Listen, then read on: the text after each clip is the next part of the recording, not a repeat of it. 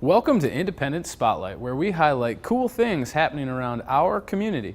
I'm your host, Kevin Neal Smith. This month we checked out Clarkson Family Farm. Clarkson Family Farm has so many cool and exciting things happening. We had a chance to chat with Chelsea O'Brien, who is the founder and executive director. Let's take a look.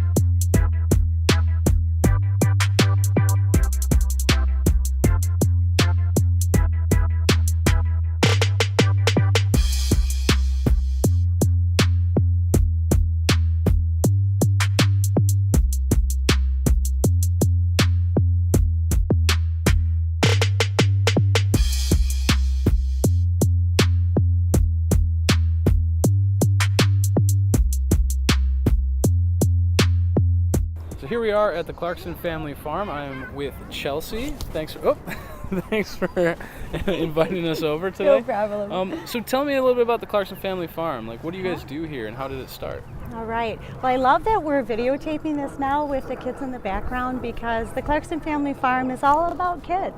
Our mission here is to educate and inspire the next generation, and that's kids of all ages and abilities, right? It's even kids that are in their 80s. But we're inspiring them about where their food comes from, interesting them in nature, re-engaging them with the natural world. But we get to do it in the context of a positive community gathering space. That's awesome. Now, I imagine this was kind of like your dream, right? Like, where did that dream come from? Like, how long has it been kind of like percolating? Marinating, percolating. Well, I think, Kevin, you and I talked earlier, and you said every project needs a champion.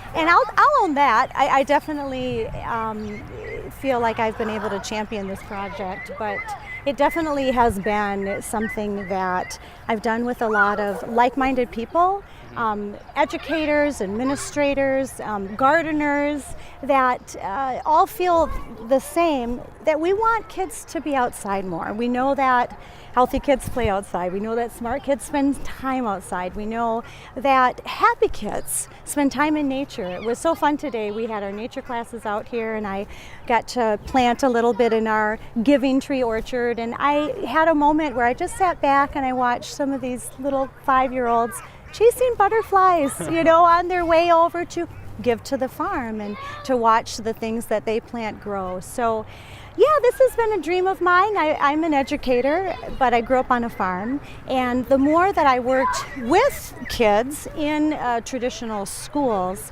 the more I felt like there's so many big ideas that aren't going to work in a 4-room classroom. Absolutely. That really need to have this. We need to have a greenhouse. We need to have an orchard. We want to have a pond. We need ecosystems. And this was a way for me to help support all my teacher friends who had these big ideas, and they wanted to do academic service learning outside and all this project-based hands-on education.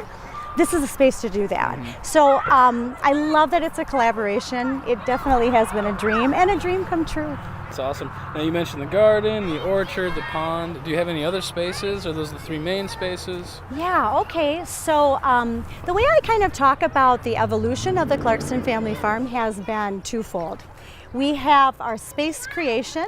So we're here at our Hopeful Hoop House. This was an Optimist Club grant that we actually built with the help of 75 fifth graders. This was both an academic service learning project and, again, a community collaboration. Our Peace Pole Garden, we call it that because there's these beautiful peace poles here. That was an Eagle Scout project that we did. We have a Giving Tree Orchard that, again, they're legacy grants. Charlie Monk donated some money. We had the Union Lake Animal Hospital give us some funds so we could create this orchards that we can share out what we grow. We have our Heritage Garden space, which is a memorial garden for one of our board members whose mother passed. And then we have our Discovery Pond. Out front you'll see Ruth's Rain Garden, also a beautiful legacy project. And then our Sunflower Market, which is a great place for kids to share out to the community what they grow and to also connect some of our local farmers. So what I'm equally proud of, or maybe even more proud of, is in building these spaces, we've been doing it with kids.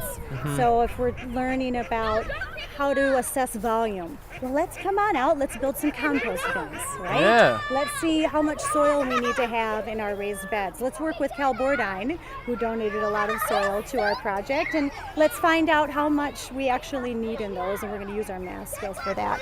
We've seen to date, and I'm probably going to get this number wrong, because like I was telling you, even this week I'm going to see probably 180 kids. Yeah.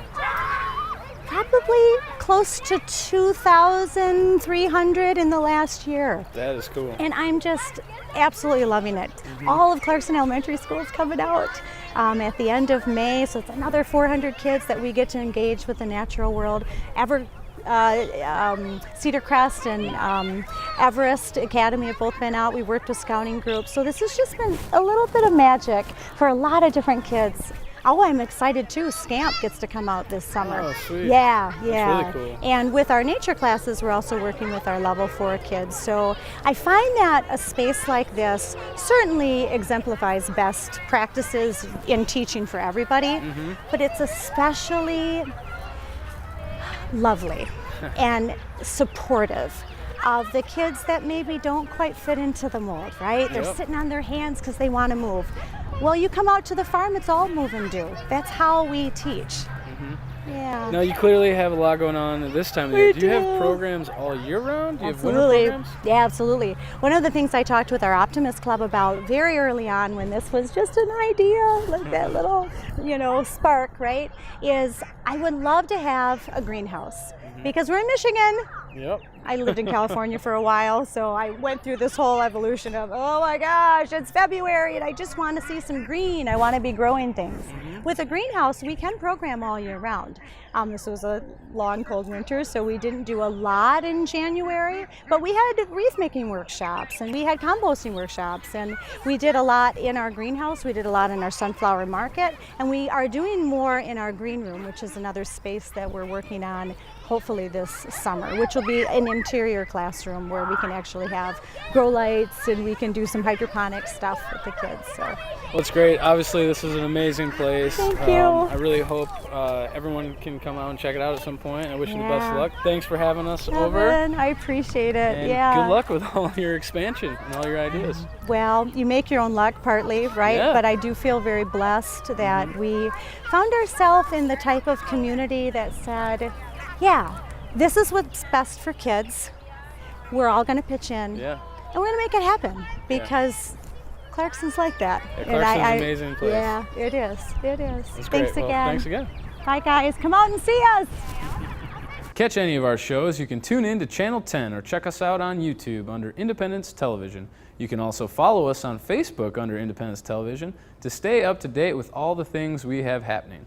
Here at ITV, we are always looking for new show producers, so if you have a show idea or an event you would like us to cover, please email us at spotlight@independencetelevision.com. You can also call us at 248-623-3661.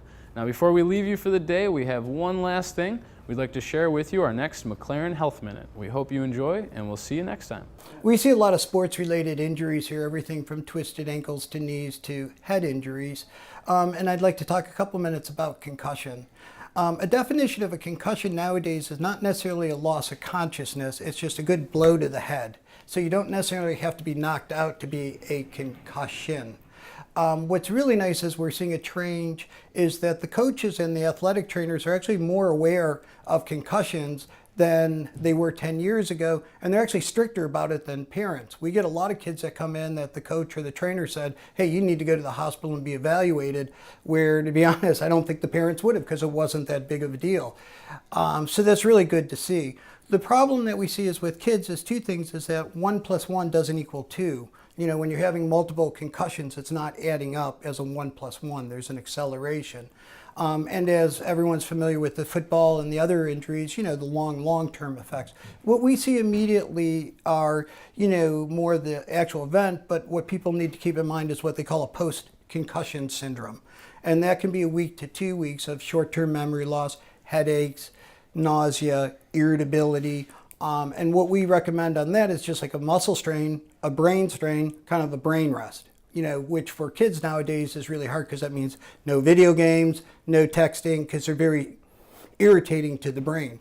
The other thing that we're working with parents and hoping to explain to them is that just because there's a head injury doesn't mean that there needs to be a CAT scan. If there's not underlying medical problems, or we have fairly strict criteria of what to look for, a CAT scan's not always in the best interest. What we're finding out now is that the radiation from CAT scans over time is adding up. And the younger you are, the more prone you're to that. My old joke is, I got other things to worry about. A 9-year-old, that's not the time to start doing repetitive CT. So we're getting very strict in the right settings and with instructions on the parents on what to look for, as far as not necessarily doing CAT scans every time.